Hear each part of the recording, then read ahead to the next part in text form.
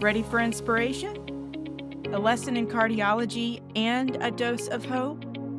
Well, welcome to the Heart Chamber, patient stories from open heart surgery and recovery. And I am your host, Boots Knighton. Welcome back. This is part 2 of a kind of 3-part story where Boots is sharing her journey with open heart surgery and the events kind of surrounding that. The part 1, she walked us through the events leading up to having open heart surgery, and then also with the death of her mom. And then now we're kind of going to get into what happens next. And I can't wait to sort of keep the story going. It's really a remarkable one, and I look forward to part 2.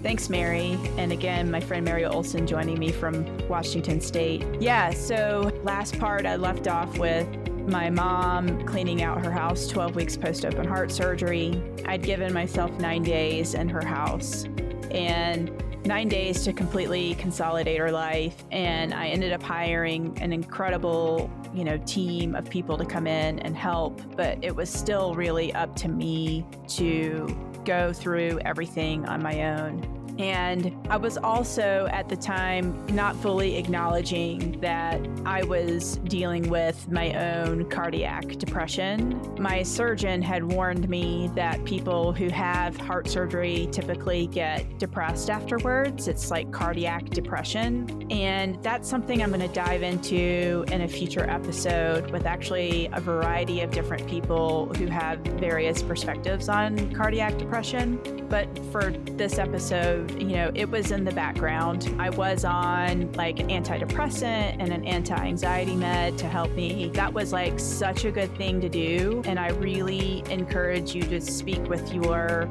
medical provider about that should you be facing heart surgery, because it is real. And I did write about it in my journal, and it hit me pretty quickly. Like I was still in the hospital, and it's a very different type of depression than actual like episodic depression or maybe brain chemistry depression. It's its own thing. So I had that in the background, and I'm grieving my mom. I'm thinking I'm going to go back to my job teaching soon after I get back, which would be like mid-April 2021.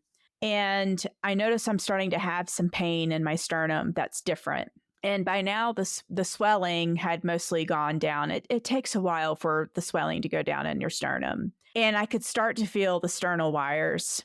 And then I go back to work, and I'm having more and more pain. I'm noticing that I can't lift anything. And by mid-May, I call my surgeon and talk to the PA and tell her what's going on. And by now I could really feel the wires. Like I could run my fingers up and down my sternum and find each individual wire. And she gets me on the phone with my surgeon, and I describe to him what's happening. And he's like, I was worried about this. He's like, I'm a very petite person. And he acknowledged that. And he said, most people, like 99% of the people, have no problem with the sternal wires.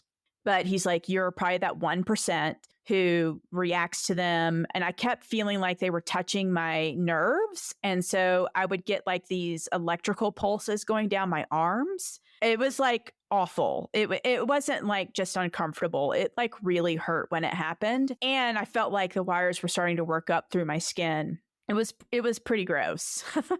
And so early June, Jason takes me back down to Salt Lake, and they have to open up my entire sternal scar that I'd worked so hard to heal well, and take out all the wires. Now, these wires had already adhered to the bone, or the bone had already adhered to them. And so it was a lot of trauma to my chest to pull all these wires out. And I think there was 7 of them. 6 or 7. Memories do start to fade.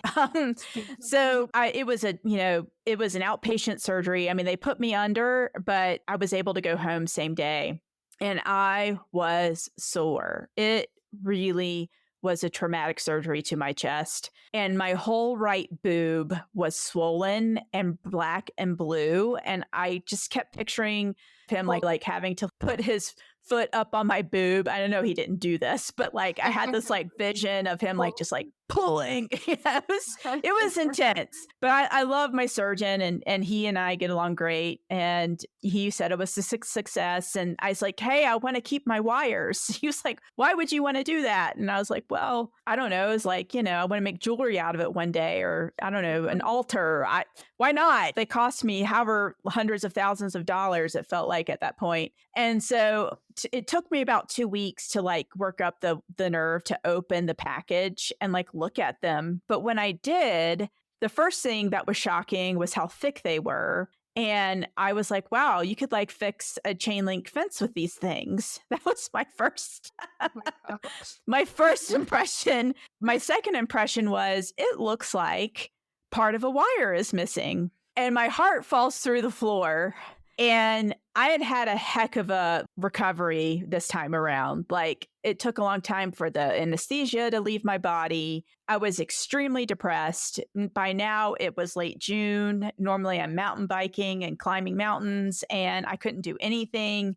And the grief of my mom was like finally settling in. And I was just over it. Like, I felt like I had just been pummeled by the universe, everybody. I was not in a good place. And I called down to the office down in Utah, and I was like, hey, I'm holding all these wires in my hand, and I wonder if one is still in my body or part of one.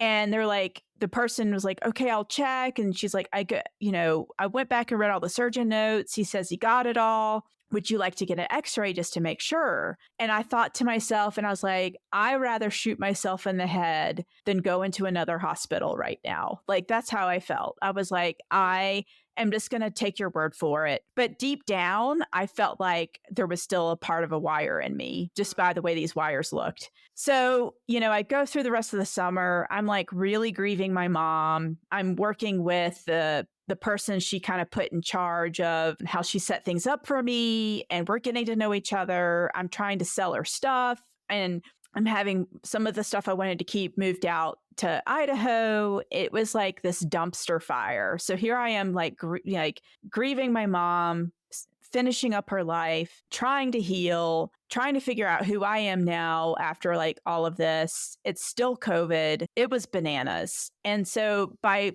early August, the pain in my sternum is not going away. And if anything, it's getting worse. And it's really starting to bother me just kind of below your like Adam's apple. Like, there's like, if you touch the middle of your throat, it's like right where that dent is. So at mid-August, I was still having pain, but the pain was it was like a newer pain that was in the indented part, like right where your collarbones come together. And so the surgeon, I call and let him know. He's like, I'm going to order a CT of your chest just to make sure you're healing okay. And I walk into the hospital. By now, I think this is the third or fourth CT of my chest since this whole thing began in June 2020 with contrast. I was so sick of the contrast. And they're like, why are you here? And I tell them, I was like, well, I had the open heart surgery, then I had the sternal wires removed, and I'm still having trouble. And the guys are like, okay. And the sad thing was they recognized me. Like, at this point, like the whole hospital knows me over in Jackson, Wyoming. It's like, they see me coming. They're like, oh, Lord, here she comes, So they run a couple of images, and then the guy comes back in, the tech, and he was so great. And he was like, so you said you had all the sternal wires removed, right? And I was like, yeah. And the surgeon like promised me he got it all. He's like, okay. And then I lay there a little longer, and then he brings the radiologist in, and that like never happens. And the radiologist was like, Miss Knighton, I have some really hard news. You still have a wire in you. Mm. That was a tough moment. And, I'm in a mask, they're all in masks, and I could tell that they were like feeling it for me. Mm-hmm. And like, I finally had like nothing left. I couldn't cry. I couldn't say anything. Like, I just laid there, and just rage took over, and disbelief. And, they were the radiologist was like, go get dressed and I'll bring you back into the office and I'll show you. And he didn't have to do that. Normally radiologists wouldn't do that, but he brought me in. He's like, there it is. He's like, it likely broke off in the surgery and the surgeon just couldn't see it. And so I get out of the hospital and I'm like raging, and I call my husband, and then try to call my dad, get my stepmom, and I'm raging at her, not at her, but just raging. And then I call the surgeon's office and I just could not remain calm. And, very long story short there, I calm down, I choose not to sue, and I choose to meet him as a human being. And, he was like, unfortunately, I wish that was the only problem. But he's like, I don't think that's what's causing your pain. He's like, the top of your sternum never healed properly. He's like, that also happens very rarely, but it happened. And you need to have a titanium plate put in to hold your collarbones together because they're slipping past each other. And that's likely what's hurting. So, he's like, I understand if you never want me to touch you again, but I would love the opportunity to fix this. So I let him. And it ended up being the most healing thing I could have done for myself, for him. He's a human. It was a mistake. I would still recommend him a million times today. He made it right, and the bummer was I had to be opened up a third time. So the top of my scar has been cut 3 times, but it was difficult, but it was beautiful at the same time because it really gave me the opportunity to fully practice true, deep forgiveness over something that was like really hard. And it set my recovery back.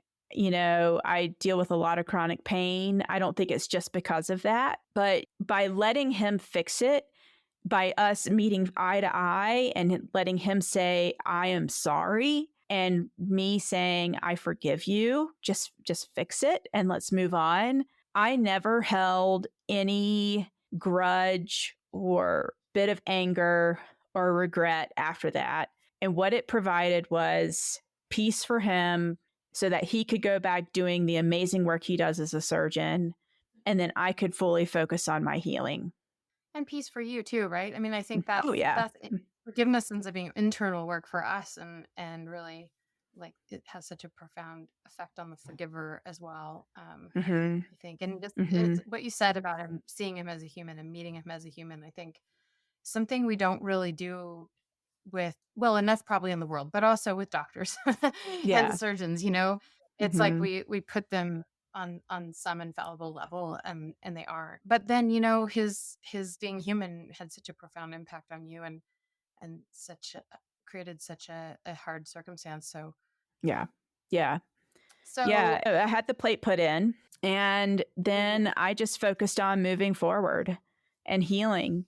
And I was still holding on to, getting back to skiing, getting back to my life as it was before.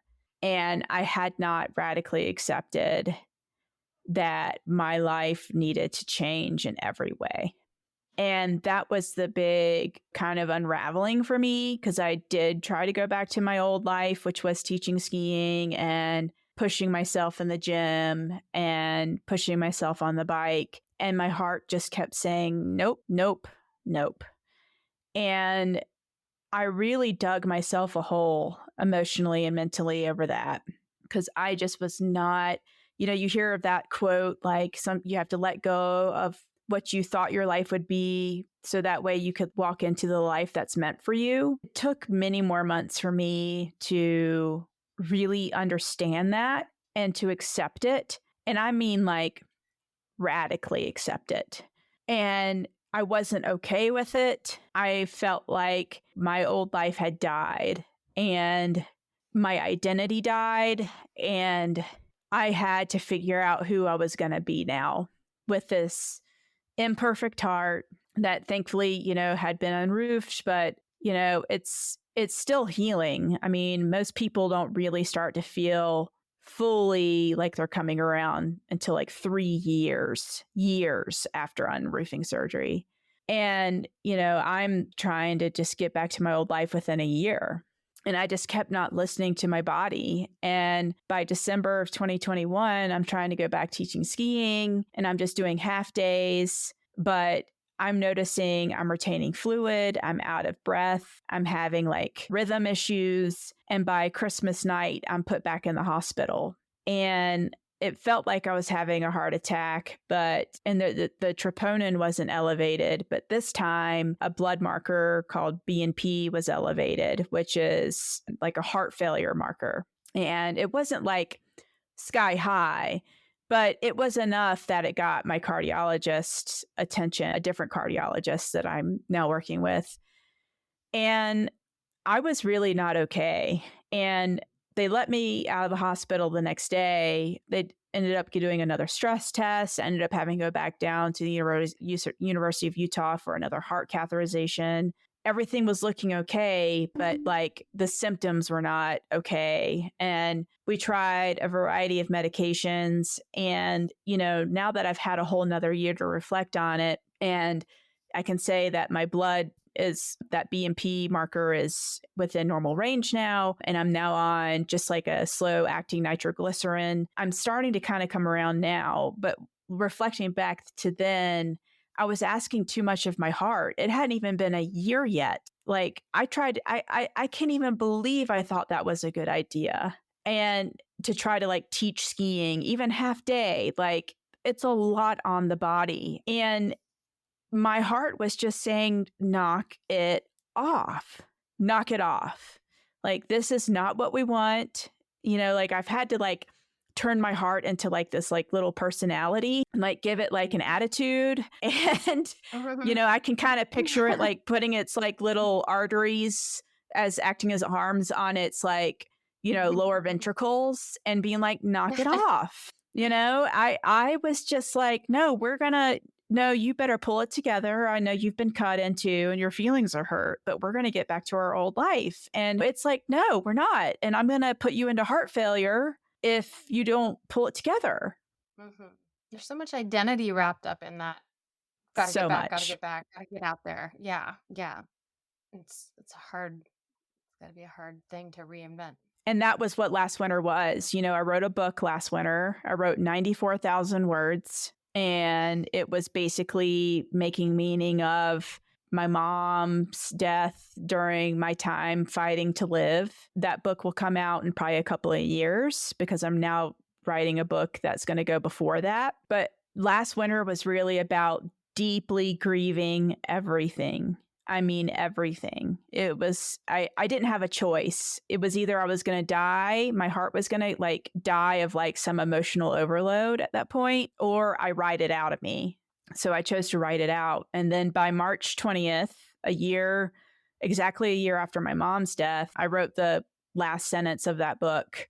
And I felt like I had done all the grieving I needed to do. And I mean, I still grieve my mom. I miss her. I love my mom. But it was like a year of truly deeply grieving her. And I started to pull out of it some. I mean, I did have to go to the Mayo Clinic this past summer because I'm still struggling with endothelial dysfunction, vasospasms. I'm likely like on the edge of some microvascular disease, but my local cardiologist wanted me to go to the best of the best just to really make sure that, I was still healing okay. And she just felt like, University of Utah had been exhausted. And even my surgeon was supportive of me going to the Mayo Clinic. So I wasn't patient with my recovery. I thought I was being patient, but apparently I didn't know what patience really is. And so I've learned that. I've learned what forgiveness really means and is, like not only of forgiving my surgeon, but also forgiving my mom. It was such a complicated grief for me. That's why there's a whole book that I've written about it. And then the other thing that I really have had to learn is just the deep self-love that is needed to get through something like this, and the amount of grace that one has to give oneself in order to make it through something like this. And I couldn't have gotten that from a book. You just have to be in it, and you have to be living it every day with a damn good therapist by your side and a damn good husband and support network and 2 dogs and 3 cats. What would you sort of tell people going in or starting on this journey? If there are just a couple of things to take away Mhm. now that you're, because a lot of what you've described are things I've heard you say a few times. I needed to go through that. I needed to go through that. But Right. so kind of understanding that everyone has their own journey and that they're going to be, there's no maybe shortcut. But what would you kind of tell people as both advice, encouragement, anything else? If you don't have a therapist, find one, even if it's like a support group, like even a support group, both would be better. But, if you obviously there's the myocardial bridge support group for the defect I had corrected. There's a bicuspid support group out there. There's a microvascular disease support group. I'm part of that also on Facebook. So like find your people, even if it's over social media, that like really understand. But I cannot emphasize enough the importance of a therapist because there's so much medical trauma, like the physical trauma of the body, that you will endure. Having a therapist that's trained in EMDR, it's like eye movement, desensitization, and reprocessing. I think that's right. I did a lot of that with my therapist before the surgery, which helped me like be able to stay calmer going into the heart surgery. And then we did a bunch afterwards. And I will tell you, that's why I think my open heart surgery was really not that big of a deal. In fact, when Jason and I were leaving the hospital, I said to him, that wasn't nearly as bad as I thought it was going to be. But we did not do it for my first heart catheterization at Stanford. We didn't prep for that. And I was severely traumatized from that, severely traumatized. And so actually like doing pre-trauma work and post-trauma work is so important for the body. It's really important for the nervous system. And then that way you just get your body can get like right to the healing part. And then just being willing to ask for help. Like I know asking for help is like kind of almost poo-pooed in our society. I hope that's starting to change. But like, I asked like our friends they just showed up and I asked for meals because I knew that I couldn't do them before surgery. And then I definitely couldn't cook after surgery. And I just needed that weight taken off Jason so he could focus on all these other things. And so let your community help. And if you don't feel like you have a community, I bet you're wrong. And I bet you're more loved than you even think you are. Like, we are not alone. We do not have to do things alone. We are social beings and we are meant to love on each other and be there for each other. But you have to be willing to ask for it and be open to the help. So set up a support network ahead of time and then be willing to use it as Yes. well. So Mm-hmm. yeah, Mm-hmm. and lean into that community. Yeah. Yeah. Is there I anything? think that's enough. If you're still with Yeah, us, it's a thank you. lot. Imagine living this. Yeah.